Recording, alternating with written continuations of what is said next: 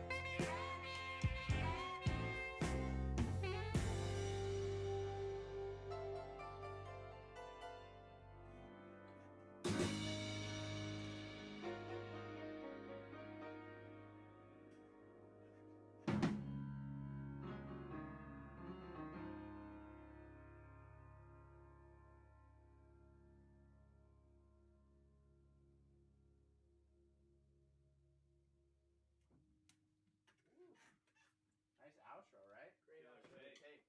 Good Great take and take. outro.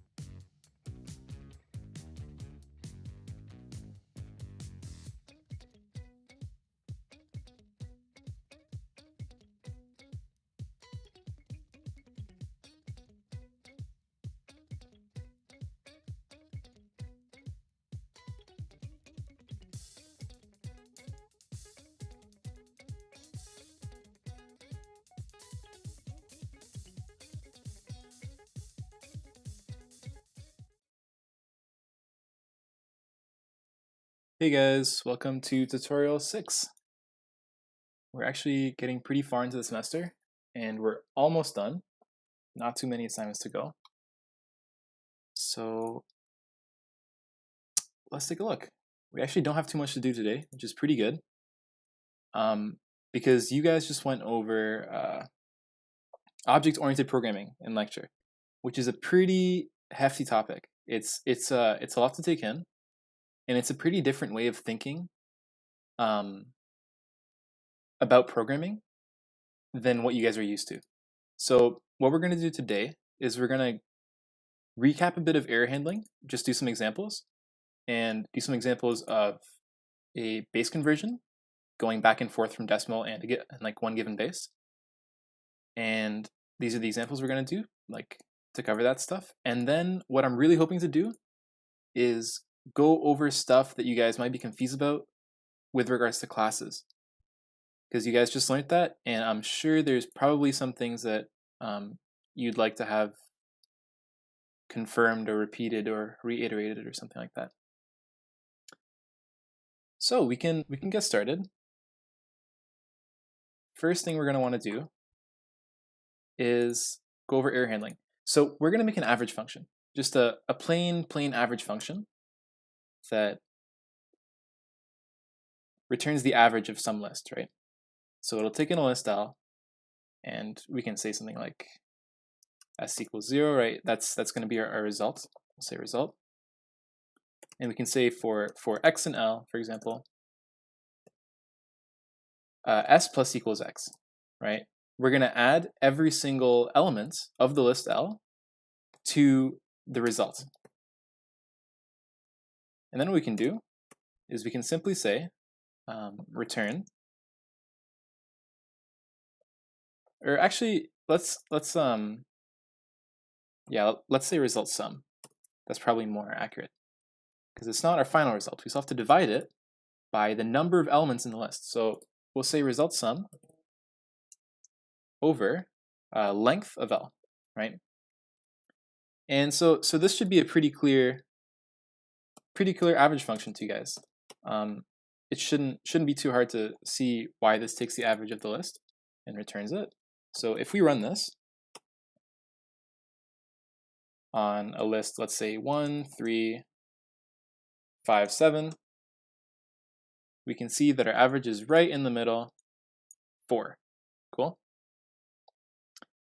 Didn't understand the last lecture enough to form questions. Okay, that's great. I had a feeling that would happen because things are very rushed and there's not a lot of time to cover stuff, so there will definitely be confusion. I'll try and go over some of the main concepts about classes and object-oriented programming that's going to be relevant to A5 and hopefully the tests, so that you guys can understand what's going on enough to do those. Cool. So as we said, this is an average function and it does its job, but we're supposed to be doing a recap on error handling, so you can probably see where this is going. What if we were to give it an empty list? You see that we get a 0 division error, which is because we're dividing by the length of L. So in this case, the list is empty. So the length of L is equal to 0, and we end up dividing by 0, so a division error, right? So to avoid this, we should make a better function. We should write our function with error handling.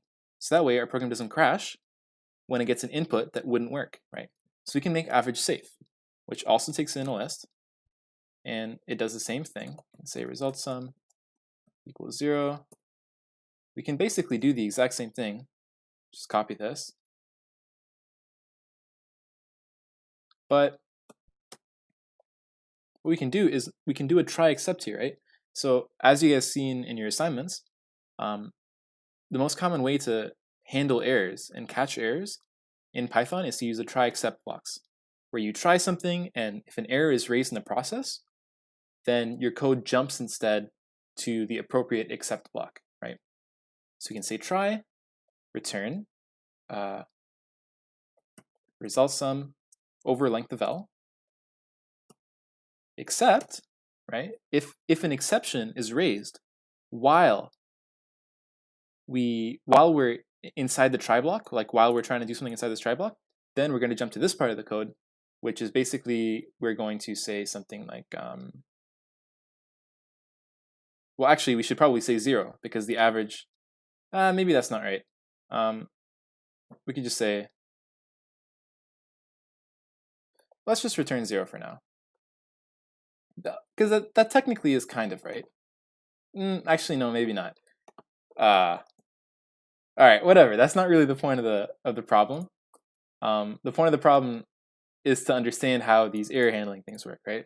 So now, if we were to take the same list, the same test input, is an exception basically a failsafe for the function? Exactly, right? Like, yeah, it is. It's if an exception were to be raised, couldn't we return none? Yeah, none's probably a better return thing. But yeah, if an exception is raised while we're trying to do what we're trying to do, instead of crashing the program, we can basically tell our function to instead do whatever's in here. So like basically, hey, Python, don't crash the program if it's about to crash. Instead, do this, right? So we can see here that if we run average safe on this, we still get the correct answer because what ends up happening is this code executes, we calculate our result sum, and we try to return result sum over the length of L, and it's fine because this causes no errors. So we run this, and our code never jumps to this except block because everything ran fine here. So we're just done, right? However, if we now go average safe and we give it an empty list, you'll see that nothing comes out because we're returning none. If we actually print this, you'll see that here's our none.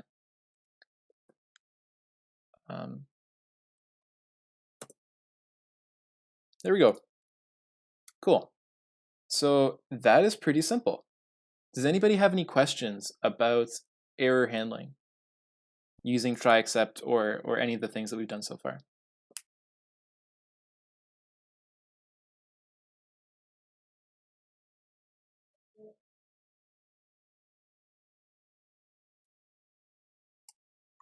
It's not too bad.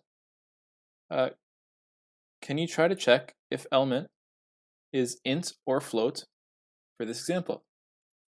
Yeah, so here, yeah, sure. So let's print the value or the output of average safe, and we'll say, let's say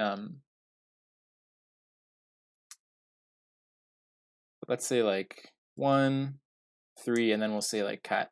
Cool. So we get a type error, right?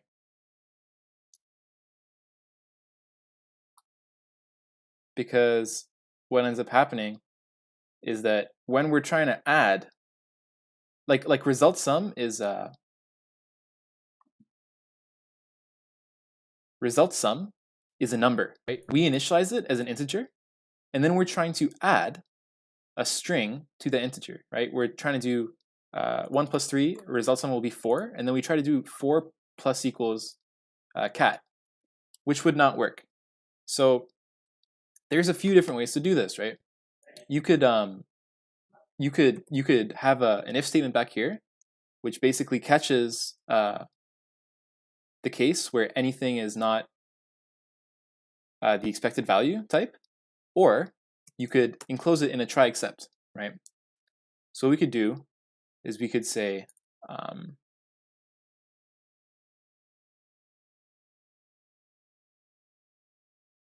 let's try something like this. Try. And you'll see that now, what ends up happening is we're returning none again, because now the part of our code that ran into an error is inside the try block, which means, since it's inside the try block, that if an error was raised, which it was, like right here, the code will jump to the except block and run this code, right? So we return none. And what you can actually do, I'm sure, as you've seen from the assignment, because you had to do this, is you can specify which exceptions you want to handle in a certain except block, right? So you can say, for example, 0 division error. You can add a print statement here and say like try to divide by 0.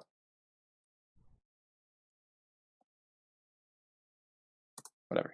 And then you could say except type error, which is what we got last time. So this will take care of a type error. We can say type mismatch, and we can again return none.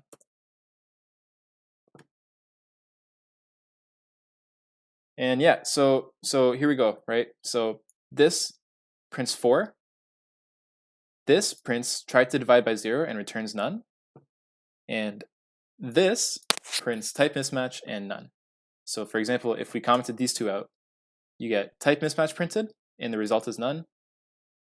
And if you comment this out and instead uncomment this, then you get the other error. Cool. So we can just add here a general except, and we can say like or like a different error. We can go return none again. Cool. So that's the idea. And yeah, I'll save this and this will go on Avenue again. But that's the idea. Does anyone have any more questions on this stuff?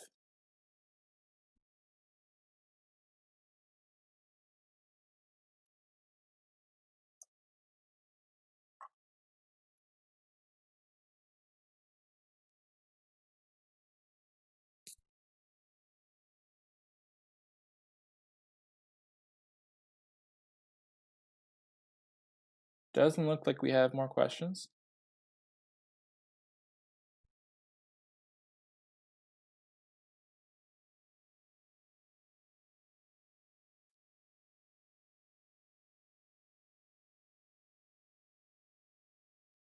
Okay, we'll keep going. So we're also going to do a function called 1 to 10, which basically, it's kind of a weird program, but it's just really to show you guys the point of error handling again. And the whole thing is that you take in a number, and the number has to be between 1 to 10, right? We're saying we're going to make a function whose input must be between 1 and 10. And if it's not, then that should be an error, right? So we can simply say if x is less than 1. Wait, what did we say? We said 1 to 10, right? Okay, so if x is less than 1 or x is greater than 10, then we can raise an exception, right? So we can raise a value error, which is a type of error in Python. There are a bunch of different common errors that you can look up if you want. There's things like value errors, type errors, 0 division errors, a bunch of different errors. So we can raise an error. Else, we can print input value is within the correct range or something like that. And so you can see that if we run this on something like 4, everything is fine. But if we change this to something like, and actually if it's 10, we can just test our cases, right? Or, ooh, what just happened? Or if it's like 1. Oh, shoot. All right, it's still good. But if we go outside of those ranges, like 0, the value error got raised. So this code ran. And of course, I'm sure if we change this to something above 10, like a big number, we'll get the same value error that we raised, right? So that's the point of raising errors. So notice the two different types of error handling that we've done here. Up here, we anticipated an error being raised and said we want to prevent that error from terminating the flow of our program. and we want to handle it differently. That's why we use try except. As opposed to down here, we said if something like if something that we don't want to happen happens, then we actually want to terminate our program and raise the appropriate error. So we want to raise an exception, which means our program will terminate. So they're two different different things that we've done here, right? And what you use really depends on what you're doing and whether or not you want your program to terminate with an error, or whether you want it to be able to keep going. If it's something like user input and you want the user to be able to try again, then using something like a try except is very useful because you can prompt the user for an input again, right? Instead of just terminating the program. So one is better for multiple variable and one is better for yes or no questions.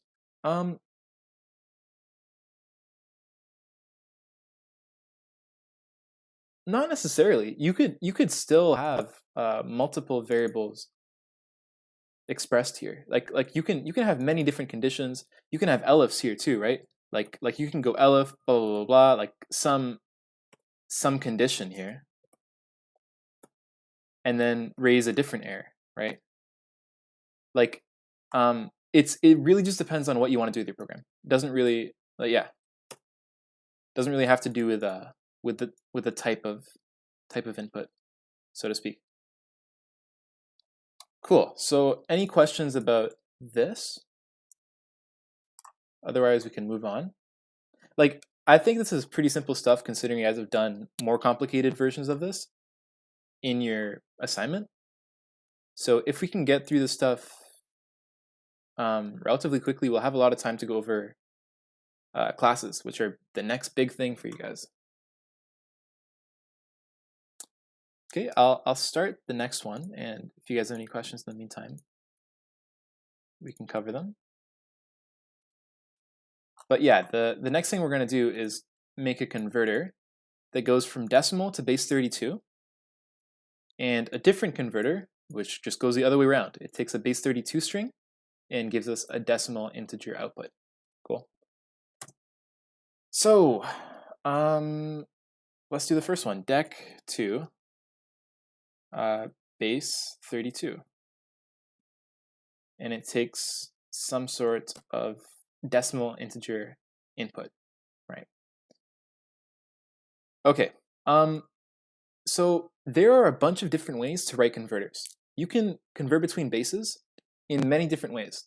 I think this is actually a pretty important topic to cover because people seem to have trouble doing this in the assignment. So I'm going to show you guys the way that I use to convert between bases. And converting from decimal to a weird base is a lot harder than converting from a weird base to decimal. And I'll show you guys why. But anyways, the method that I use to convert to a weird base involves using logs. I use a log, and I'll show you guys why. Okay, so in order to use log, we have to import math. So I'll do that.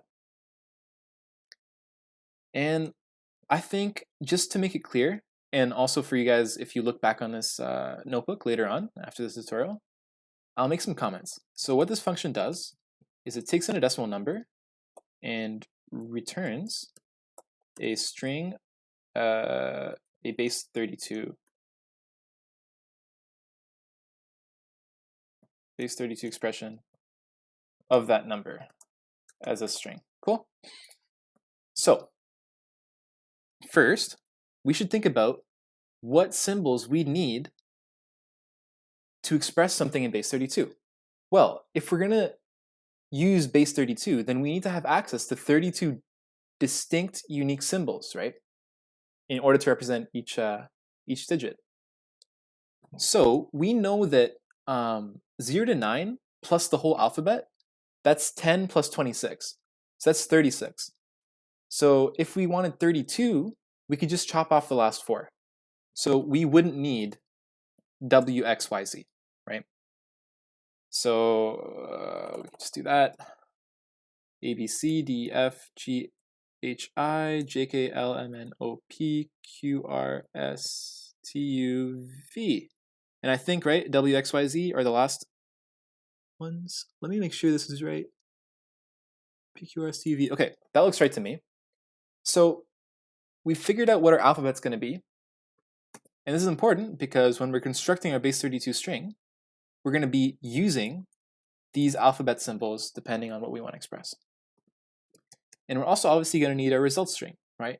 What we're going to return is going to be a string, so we should initialize that, and we'll be adding to it later. And here's the next important step, right? I don't know about you guys, but what I do is I find the largest power of whatever base I'm converting to,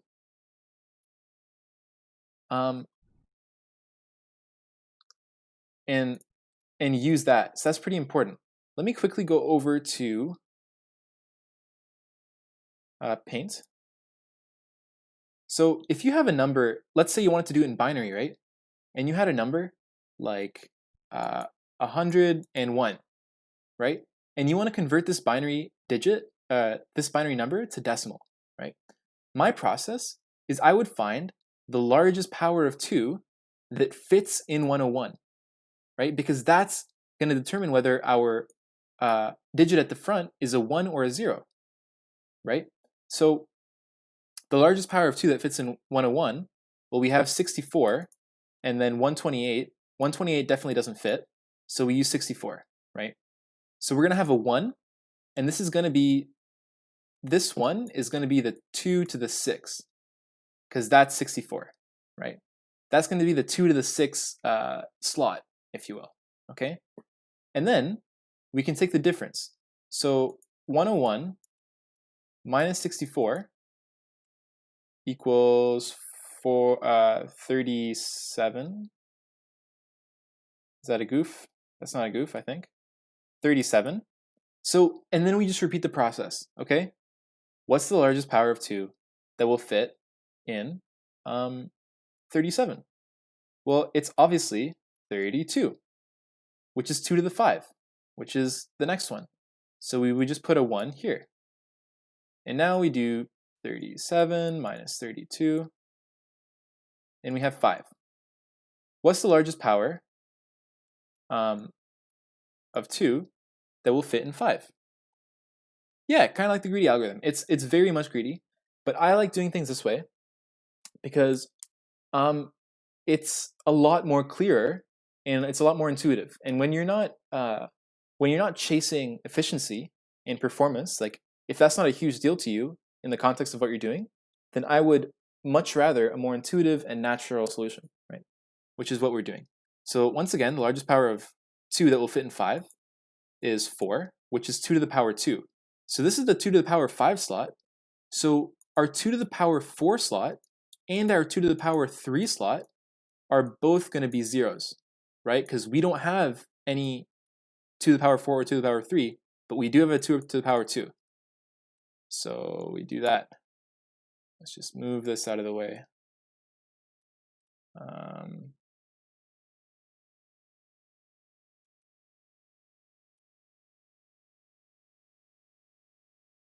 Oh boy.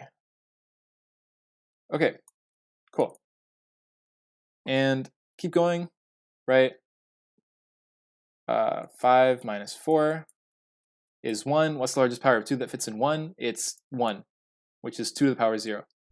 So we don't have anything in our 2 to the power 1 slot. We have a 0 there, and then we put a 1 here. Cool?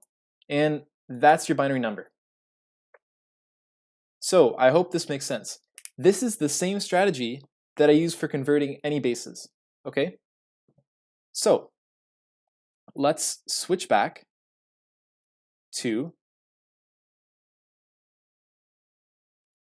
our function and proceed to write it. So what I'm going to do is I'm going to find the largest power of 32 that fits in X, right? And I can call that current power because we're going to be changing the power later on, right? Like, as you saw in our paint example, we started with the largest power that could fit in it, and then we kept decrementing one by one, seeing if that would fit in there. So in order to find the largest power of 32 that fits in X, we can do it very easily with logarithms. That's what I was going for, right? How? Well, if you do math.log x32, it's basically saying take the log of x using base 32, right? And what we're going to do is we're going to actually floor that. We're going to take the int of that, because if, like, let's say we take the log of x base 32 and we get like 7 point blah blah blah blah 7 point like 157 7 point something, you know that you can fit 32 to the power 7 in x, and there will also be some remainder, right? But we don't care about the remainder because that's going to be taken care of later on. So we just want to know that we can start at 32 to the power 7. We can fit 32 to the power 7 inside x. So this will tell us the current power. Let's keep going. So we can do a loop where we say while current yeah, this is the alien question. This is basically the alien question, except the alien question required you to generalize your function for any base. But as you'll see in this problem, that's really not too hard. So we can keep looping as long as current power is greater or equal to 0. This is going to work because we're going to keep decrementing our current power every iteration, right? And so now we ask ourselves another question. Now we say, what multiple of 32 raised to current power fits in x, right? It's the same idea, because this isn't binary, right? It's base 32, which means if like as I was saying earlier, right? If this current power ends up being 7, right? Then you need to find out how many 32 to the power 7s can fit in x, because it can be more than one, right? And depending on how many multiples you can fit, that's which symbol you will have in the 32 to the power 7 slot, if that makes any sense. Cool? I hope that makes sense. Hopefully it'll make more sense as I go through this, right? But so now you want to figure out what that multiple is going to be. And you can do that basically by integer dividing, right? If we do this, put that in brackets just to be safe, hopefully that makes a bit of sense, right? We're taking 32 to the power of the current power, right? Raised to the current power, and we're doing x integer divide that. So if we could fit like 3 of those, this will be like 3 point something, and then our integer divide is going to make that a whole number. Cool? Once we know what the multiple is, we can use that multiple to figure out which symbol we're going to put in our string. So we can directly add that symbol to our result string. So we can say we're going to add to results the alphabet at mult, right? At index mult. We're using that multiple as an index. Because if the multiple is like 7, then we can just put a 7 there. If the multiple is like 12, then we can just put a C there, you know? And that will represent the 12. Once we're done that, you need to do what I did earlier, which is subtract what we just got from x, right? Because that's going to matter. If we don't subtract, then this calculation on the next iteration will be wrong, because x will still be the previous value. So very simply, we're going to subtract basically exactly what we had here, but including the multiples. So we have 32 raised to the current power.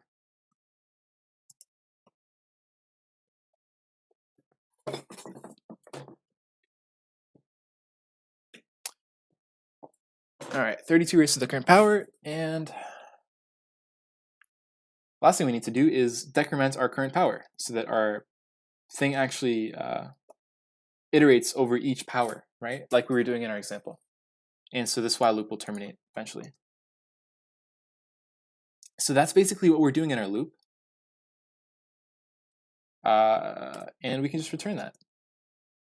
Because after this loop means that current power is going to be like, you know, there's nothing going to be left because we're going to have already passed 0. So we can just return our results here. And that's it. Okay. So if we run this, we could say dec to base 32. We could say like 100. you can see that that's 3, 4. Because that's basically, right, 4 times 32 to the 0 plus 3 times 32 to the 1, right? And if you do that, 4 times 32 to the 0 plus 3 times 32 to the 1, you'll get the exact same thing back, right?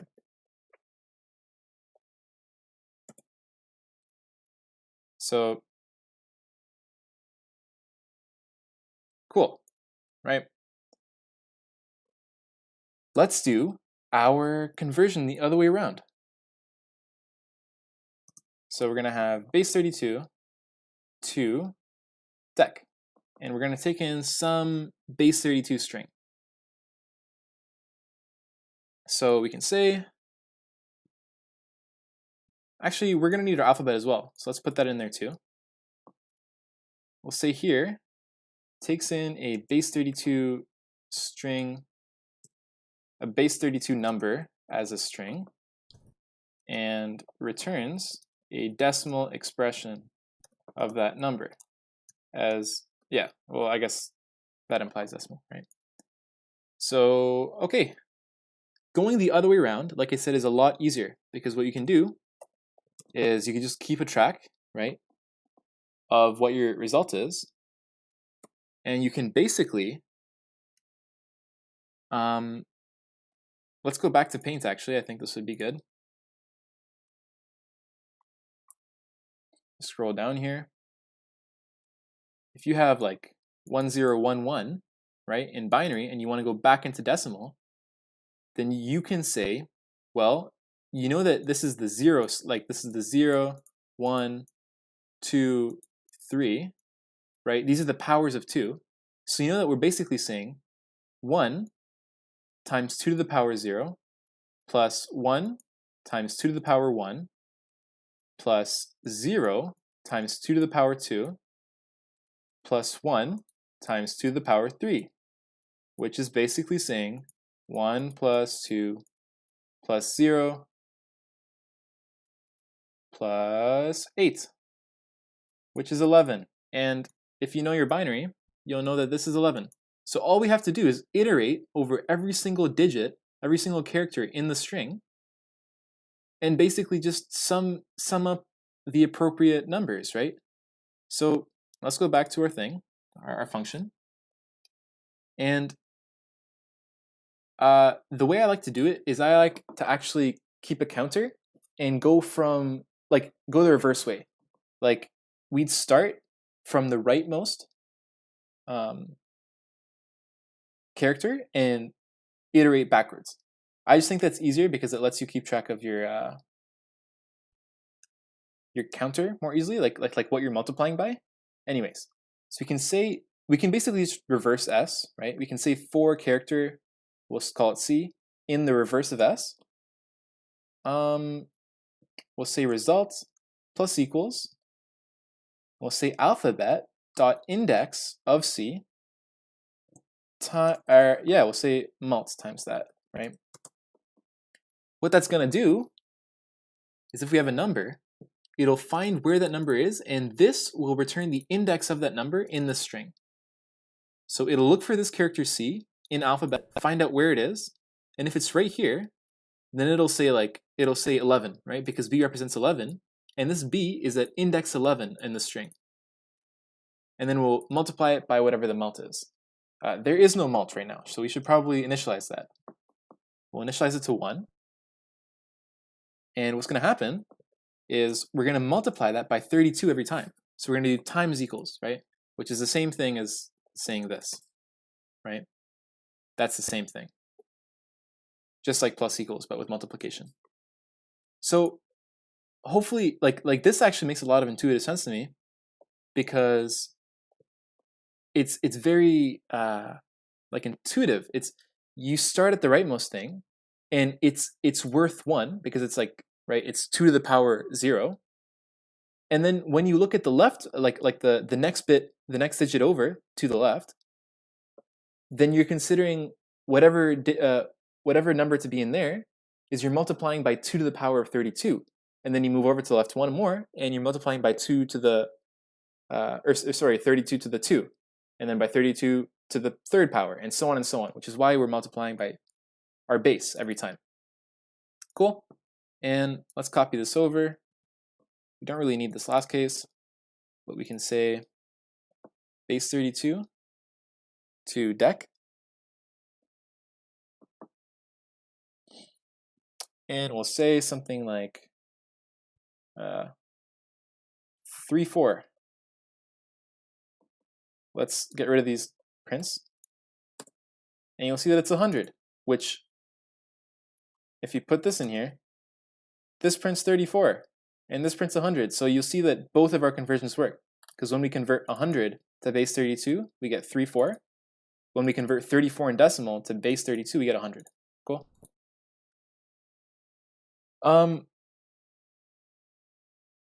Why did you reverse S again? I reversed S. You don't have to reverse S. I was just saying it makes sense because I like to multiply by 32 every time. If you didn't reverse S and you started at the leftmost digit, then you would have to figure out what power of 32 that represents, right? Like you'd have to figure out. Let me just go to Paint real quick. I think it'll be a lot easier to explain over there. But if we had a number and we started the left, we'd have to figure out that that is the 2 to the 3 bit right here, right? But if you start from the rightmost, then you can just start at 2 to the 0 and multiply by 2 every time, right? You'll start 2 to the 0 here, 2 to the power of 1, 2 to the power of 2, 2 to the power of 3. You can just multiply every time. But if we started from the left, then we'd have to first figure out what this number is, and then decrement, right? And then we have to divide by 2 each time. So that's why I flipped around. So that way we're reading kind of from right to left, if that makes any sense.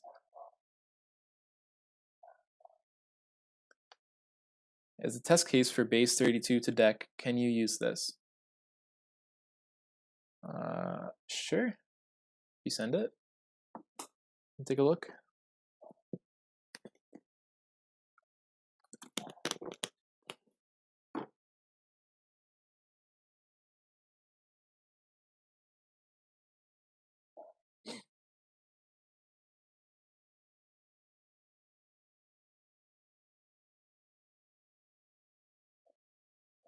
Yeah, Tay, I'm sure like if you wanted to go from left to right, I'm sure you could easily figure out how to do that. Like you would just have to figure out that you know, this is 3, which basically if you think about it, it's just the length of your string minus 1. So in base 32, if our string was of length 4, then the leftmost digit would represent the 32 to the, the 32 to the 3 slot. And then the 32 to the 1 slot, 2 slot, and so on until the 32 to the 0 slot. There's only one thing in between here. I don't know why I did that. But that's basically what you'd have. I'm not seeing a test case. Let me go look again. Oh, you did send it. Oops. All right, let's take a look at that. No, sorry. I thought it would pop up on my phone, but it didn't pop up on my phone. That's going to be a very, very big number because it's base 32. But let's take a look, I guess.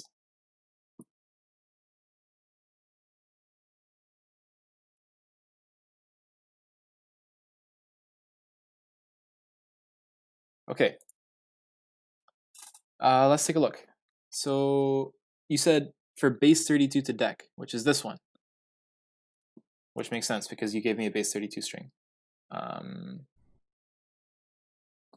So let's comment this out again. Let's comment all of these out, and we'll do your massive print statement. Base 32 to dec.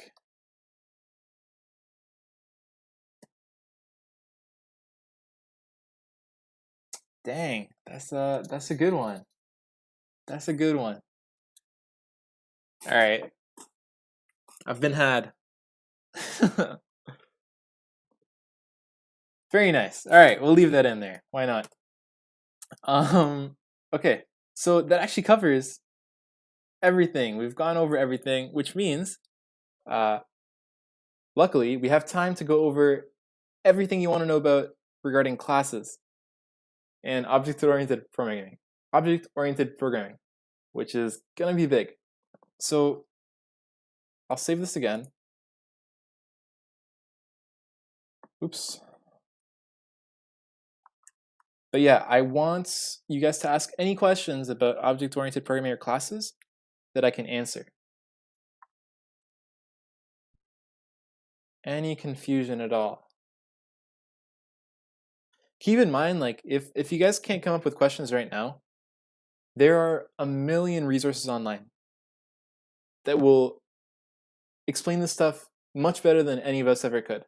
Like, there are amazing tutorials, which is like where most of us learned it from in the first place.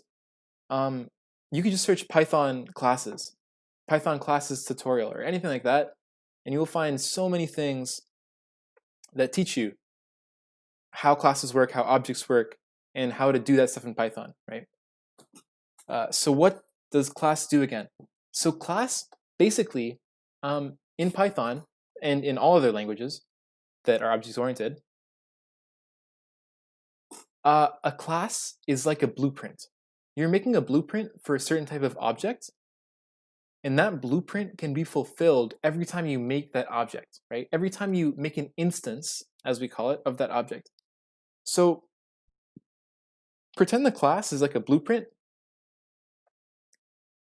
and you can use that blueprint to construct different instances of the class, right? So we can say,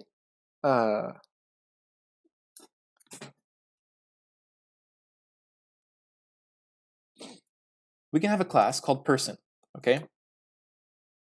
And a person, we can, here, let me say this. Classes have property, or let's say,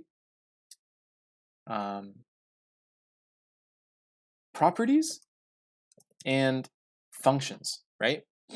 A class can have properties about it, and it can also do stuff sometimes, right? So these can be expressed as variables and methods, right? So we can say class person, and you can think about what you want the person to have. So let's say we make a person able to have, let's say their properties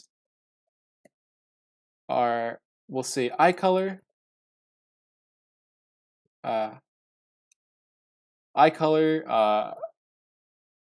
height in centimeters,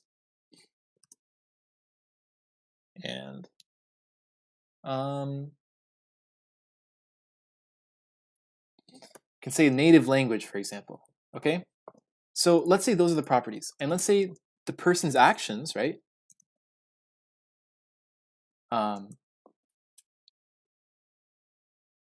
We can say greet and eat.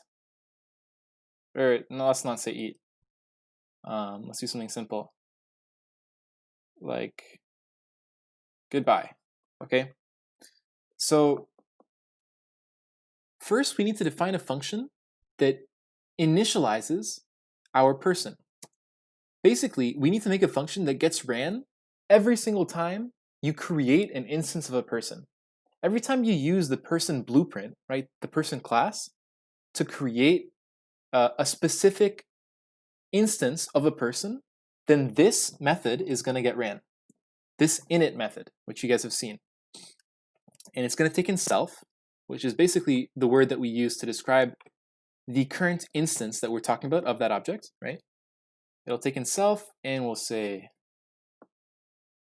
eye color, height, language, okay? And we're going to assign that instance's properties to the input. So we're going to say self.ic equals ic, self.height equals height, self.lang equals lang. And that might seem a bit weird to you guys, but what I'm basically doing is I'm creating an IC property right here for self, and I'm assigning it to whatever this input is, right? So this function takes in IC. I'm saying, okay, I'm gonna make a property for this person, and I'm gonna assign its value to whatever was passed into this function. And I'm gonna do the same thing for the other ones. What even is self though? Self is basically referring to an object. Which object, you might ask? The object that is the current instance of that class, right? Like I said, once you create an instance of a person, right? You can have many different persons. But what if you want to talk about the current person, like the person that you're talking about? Because in this person function, you need to be able to somehow reference like this person, right? Like you need to somehow be able to say this person in some way in order to reference the instance, right? That's a very important thing. So we use self. We use self because that's just kind of the standard. But I'll keep going, and it might make a bit more sense. We can say things like, now we can have the functions. So we can say greet, and we can say print. Oh, of course, they should probably have a name too, huh? Name. Oops.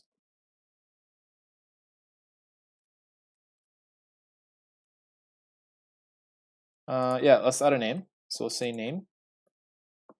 We'll also send that to name. Can say, hi, my name is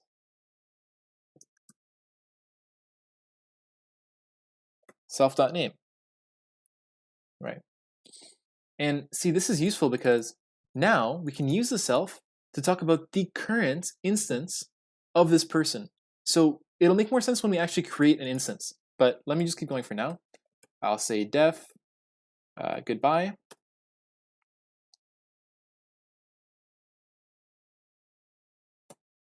We just say goodbye.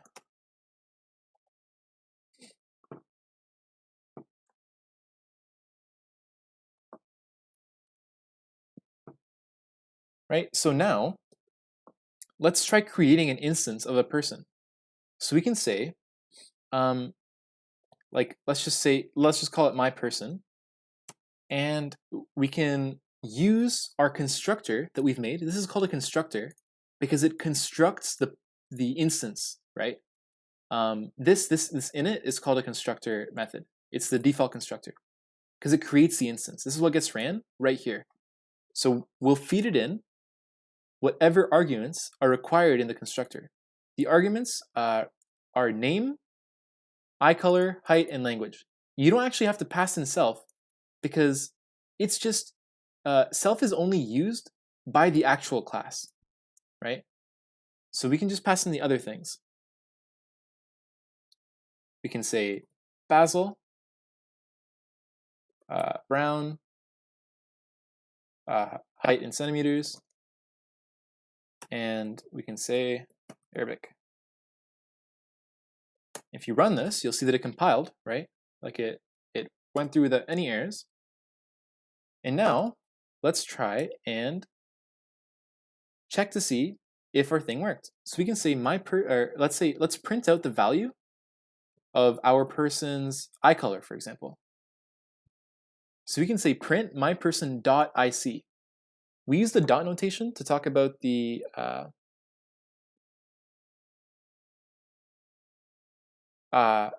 properties or functions that belong to a certain class.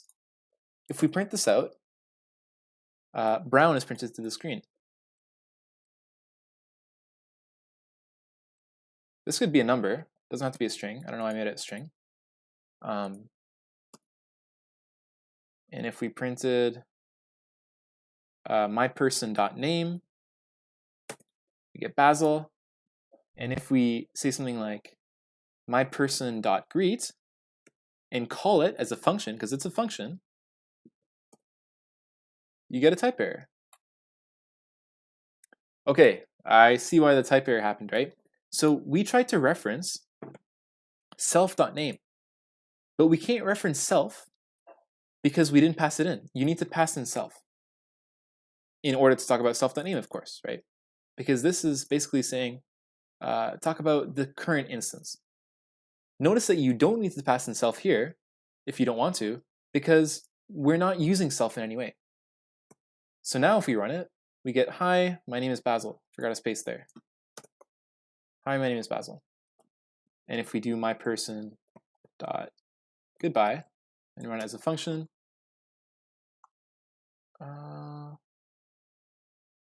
okay, maybe you actually do need self. So that might have changed recently. I don't think it used to be like that. But anyways, whatever. Just pass in self always, I guess. So basically in it, just put variables together like name, height. Yeah, so like it might be a bit misleading because these don't have to be the same as each other, right? Like this could be input name, right? Like these two things don't have to be the same. Like you see IC here, IC there, height here, height there, lang here, lang there. It doesn't have to be that way. And if we run it, like you'll see this works perfectly fine, even though we reference self.name here instead of input name. Like everything that's like here, like input name, IC over here, these ones are referring to whatever arguments were passed into the constructor function, whereas these are referring to the class properties. But yes, the init function basically does put variables together. It initializes, which is why it's called init. It initializes the instance. So it does any work that needs to be done before the class can be used in any way.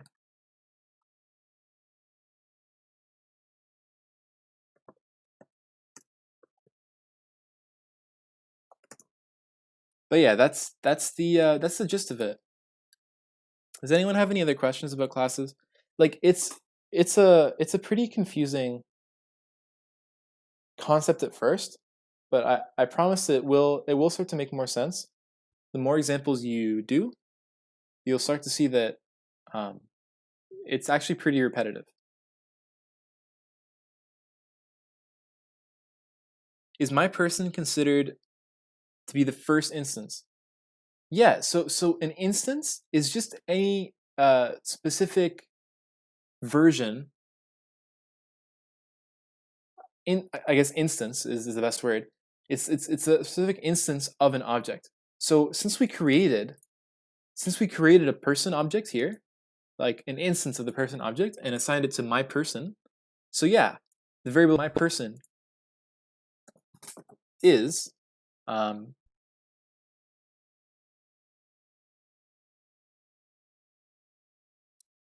when would one use get and set?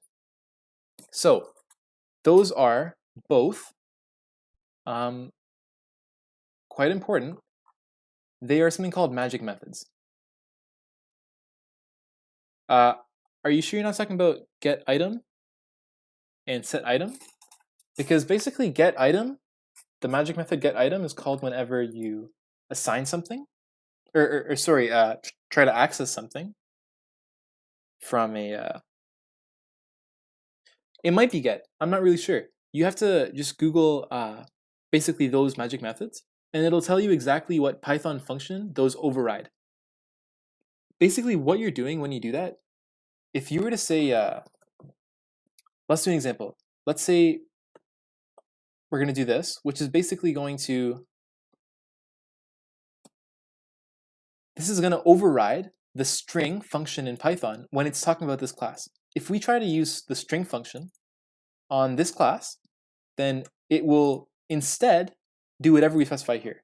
So we can say print, and we can just do whatever here. Like let's just say name, and then we'll say self.name, okay?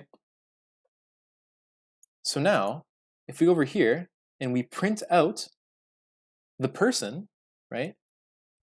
If we print out my person,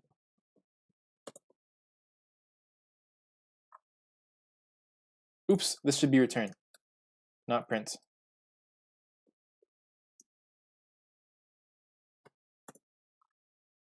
You'll see that it works, right? Because, and if you were to do string here, this is actually what's happening, right? The string method now works on our person. If you were to comment this code out, if you were to not have this here, this wouldn't work, because you're just talking about the actual spot in memory that is occupied by this person. So you can't really convert it into a string unless you give Python a way to convert it into a string. Because Python doesn't know how to convert this to a string. A person object is something that you made yourself. It has no clue what that would look like as a string.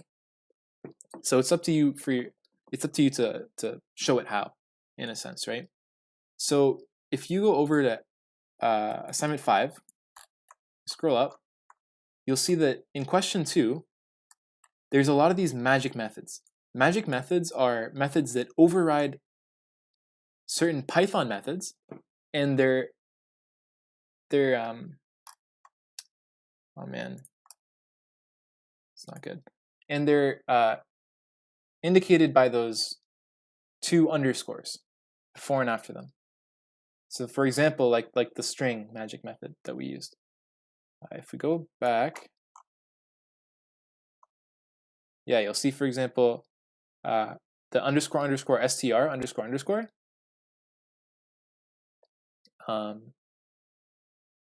overrides the string method. And the string method gets called when you print something, which is why printing our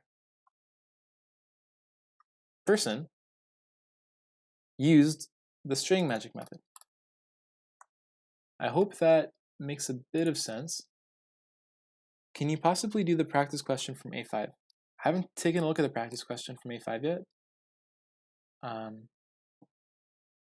But yeah, let's go for that. Before I start this, does anyone have any questions about classes, about any of the stuff that we've done here so far?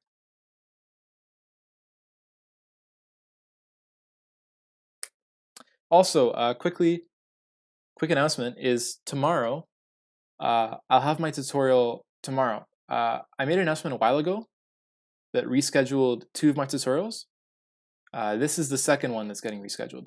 So you can go back and find that announcement, but basically Wednesday's tutorial for my tutorial section is getting moved to tomorrow instead. I'll probably make another announcement tomorrow afternoon as well. But yeah, we'll have our tutorial tomorrow at 8:30 instead of after tomorrow.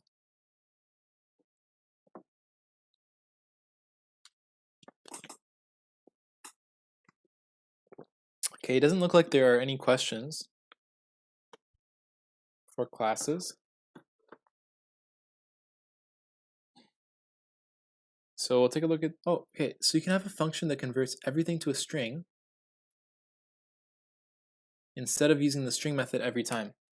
Not sure I understand exactly what you mean. Like, this str method is used in cases where stringifying the object wouldn't really work. Like Python wouldn't know what to do with that. So we use this to basically tell it, hey, like if I ask you to print this object, this is how I want you to do it. If I ask you to convert this object into a string, this is how I want you to do it. Good luck with your test. Thank you. Thank you. Okay. I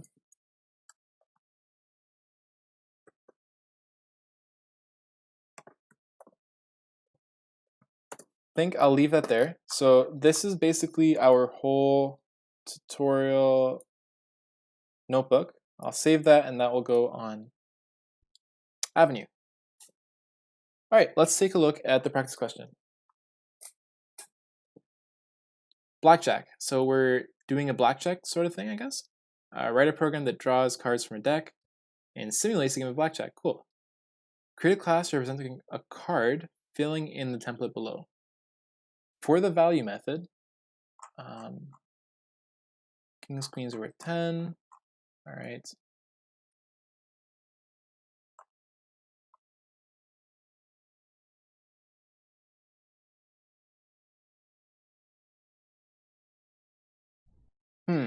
Okay. Well, this isn't too bad. We just have to initialize our card. Oh, you were adding in additional instructions to the string method. Adding additional instructions to the string method. We're not adding additional instructions. We're basically changing the instructions. We're overwriting the string method. So we're basically changing it from whatever Python already has in mind to this new function, if that makes any sense, right? That way it'll change. Anyways, let's do this. So as you could see from earlier, all we did was say something like this, right? We had certain inputs, right, that we used to initialize our card. We said, what properties is our card going to have? Our card is going to have a suit property, which is going to tell us what suit that card is, and a face property. That's going to tell us, I'm guessing, the value of the card, right? So we can assign these class variables, these object variables, to whatever the inputs are. And that will initialize our instance every time we make a new instance of a card. Every time we make a new card, that instance will have its variables assigned, right? So that's basically the whole init function for this. Def value. So we're going to return the value of the card as an integer. For aces, return 1. So let's do that. We're basically, if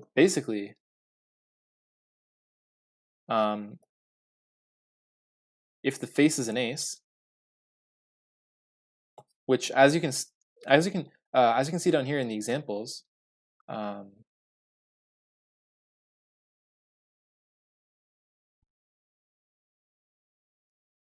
the face is either a string or a number. So we can say if self.face is equal to ace, the string, then return 1, else, no, never mind. Elif self.face, then we can use our in here, right? In jack, queen, king, return 10, else return self.face. Does anybody have any questions about this? Basically, all I'm saying is that if the face is a 10, return 1, because that's what it tells us to do. Or sorry, if it's an ace, return 1.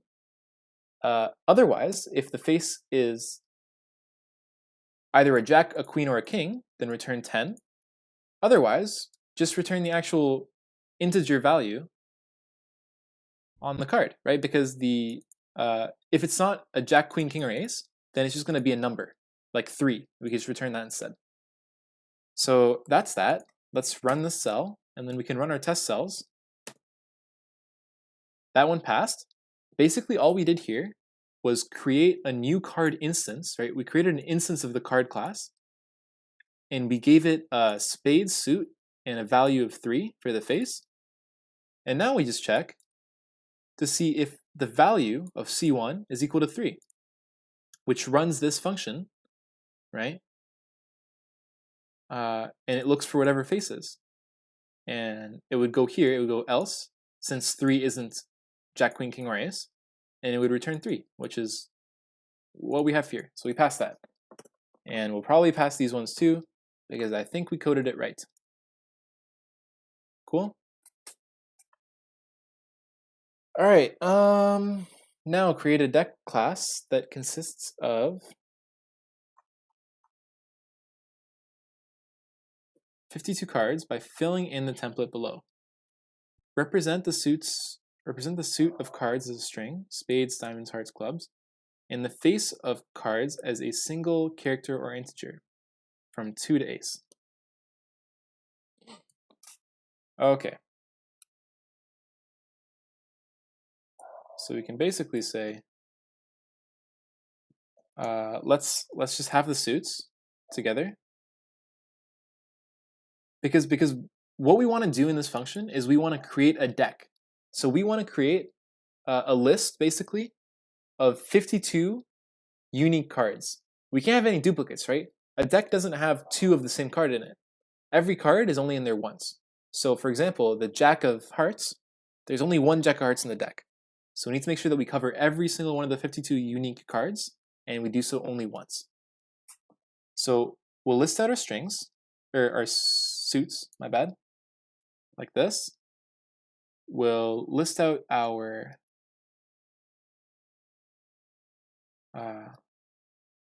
faces, like that. And now we could just basically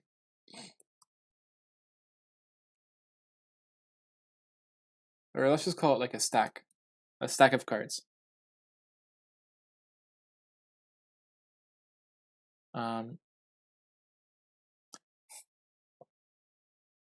Okay, I'll answer that question in a second. But yeah, we're gonna make a stack of cards, and we're gonna go basically do a nested for loop, right? For I in suit, for suit, let's just call it for suit in suits. Hopefully that's not too confusing. For face in faces, self.stack.append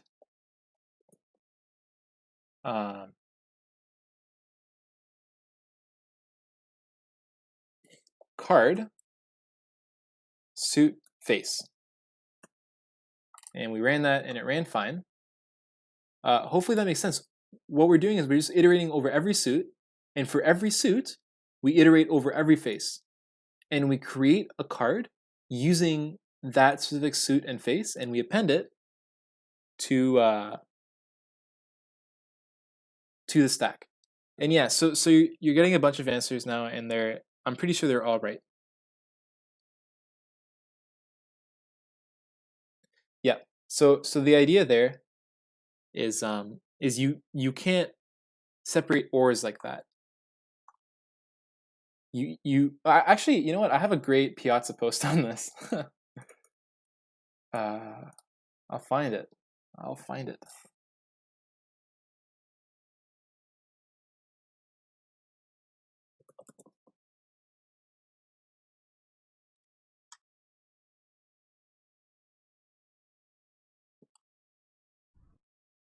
Found it. Okay.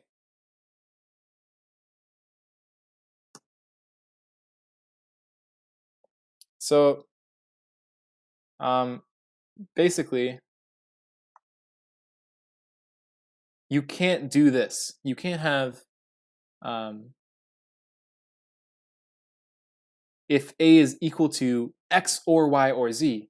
You have to instead separate each one of the conditions explicitly. Say if A is equal to X, or A is equal to Y, or A is equal to Z. But thankfully, there's a shortcut in Python for doing something like this, because if you have a lot of them, it can get very, very like convoluted. And you can use the in keyword, Python's in keyword, which basically checks to see if A is one of the following, X, Y, or Z. Cool? All right, and if you want to find this post, you can just search up like Python in keyword, right? Okay, continuing. That should work for the initializer function, the constructor. Draw. This should. Did we cut something out? No, we didn't. Okay. That's fine there. All right, let's do this one. You don't need this pass. returns the card at the top of the deck and removes it from the deck. So here, all you have to do is return the card at the top of the deck and remove it from the deck. Thankfully, there's something that does just this.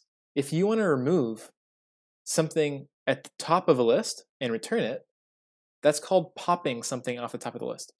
That's a very well-known function. To pop something from a list, you can Google search that if you want to. But what we can do is we can just basically return self.stack.pop. And let me have a small example here. I'll go up here.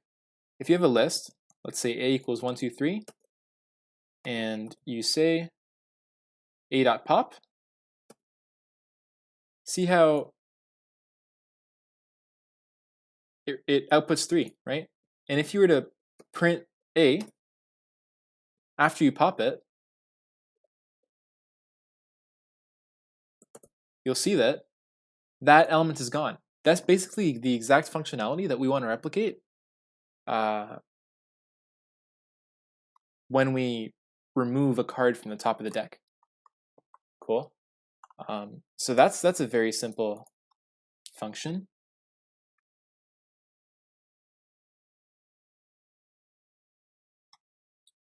Shuffle the remaining cards in the deck. Wow, what? That's a hard question. That's a really hard question. Shuffling is not really an easy thing. I don't know if there's like a function he wants us to use. To be fair, I know that whoever makes the assignments does not really put a lot of thought or time into the practice questions. Sorry, that's not. I take that back. Didn't mean that. I mean to say that they don't put a lot of consideration into how hard it would be. Like some of the practice questions have had things in them that are sometimes harder than the actual questions. Like it's just meant for to kind of exercise your thinking. But shuffling would be hard. How do we want to do this?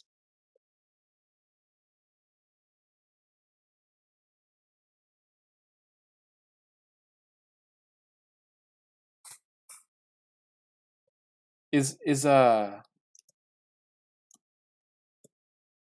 shuffle an actual thing? It is. Wow. Okay. All right. It is. Thank you. So let's import shuffle at the very top of our thing here.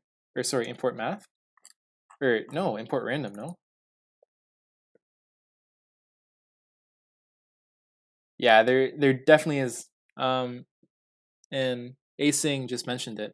So it's random shuffle. So I guess you could say, so let's actually test this out up here. If we say import random, then we say random.shuffle a. Oh, that seemed to run. Yep, beautiful. So that's gonna work. So we'll just say random.shuffle. Hey, or sorry, self.stack. So that shuffles them all in place. Reshuffle. Put them all back in the deck and reshuffle it. Well, you know what? If you're lazy, you can really basically just rebuild the deck and then shuffle it, which is exactly what I'm going to do, which actually isn't really that inefficient. Like, the most efficient way to do it would probably not be a lot more efficient than this anyways. But it might be actually. So, all right, we'll say once again, we're basically going to rebuild the deck in order, and then we're going to shuffle it at the end. So say random.shuffle self.stack. I think that works. Unless we've missed something, let's run this, and we'll run these cells.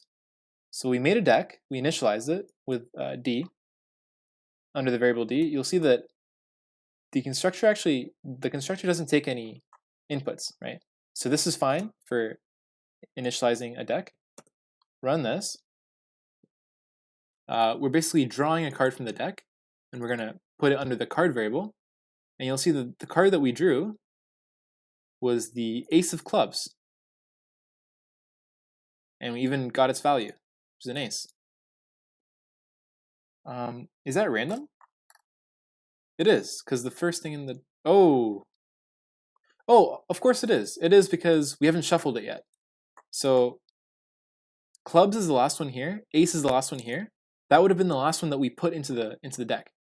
But since we haven't shuffled it yet, we would always draw clubs first. So now we shuffle it.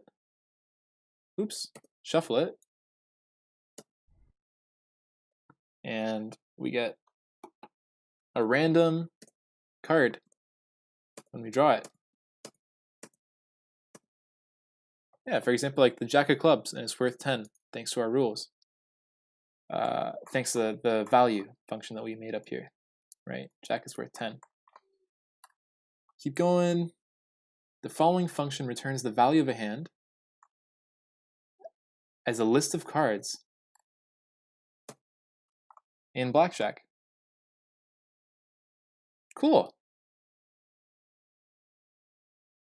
Yeah, we initialize value, initialize a number of aces. Initialize each card's value.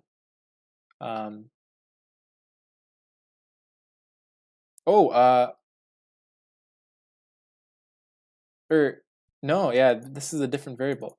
This underscore val was card val. Let's try it out.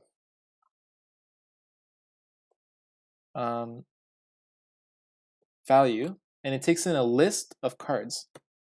So we'll say card, and it takes in like a spade, we'll say 5. Card, clubs, we'll say Jack.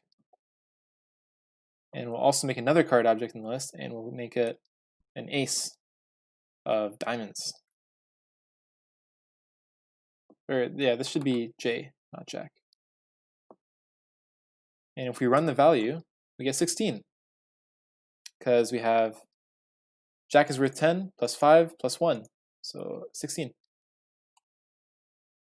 Since we are removing instances, would one have to include a try except clause?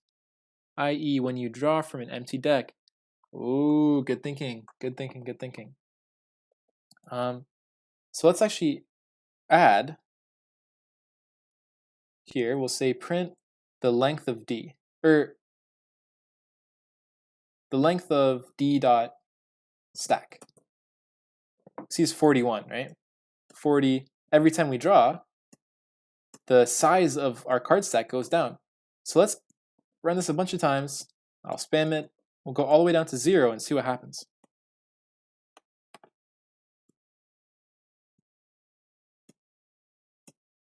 Boom.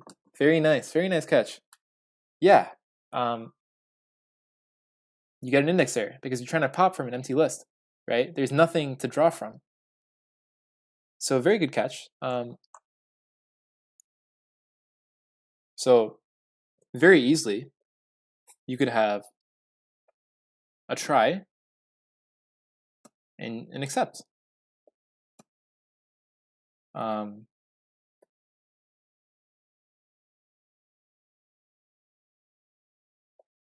You could print deck is empty, and you could return none if you wanted to. Cool. That's very simple. Yeah, we can't really.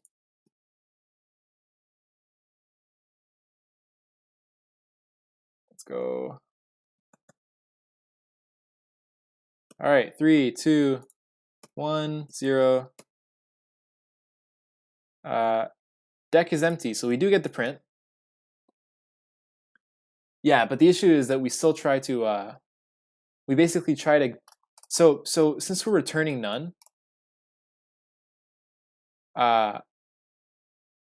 card stores none, and then we try to access the suit property of a none, which, of like a none object, right, which is not possible. So you'd still have to do some work here if you wanted to go error-free. But very good catch, and that's basically the gist of it.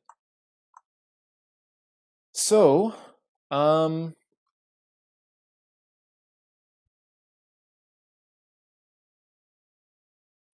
that's that. The rest of it is question 1A. What I'll do is I'll save this as well. I'll call it Essay 5, Practice Question 1. And I'll upload that to Avenue as well, right? So I'll upload our tutorial notebook here and the practice question, just in case you need it. And you'll have this video as well, if you want. But that basically concludes this tutorial. We actually went quite a bit over time, but I hope it was helpful. Does anyone have any other questions about any of the stuff we've done today?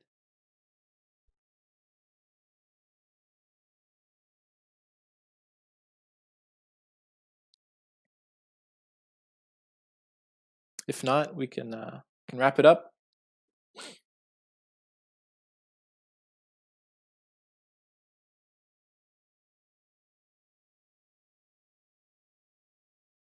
Yeah. I'll try and do some reading on the request stuff, and hopefully have something ready for you guys to maybe explain it a little bit.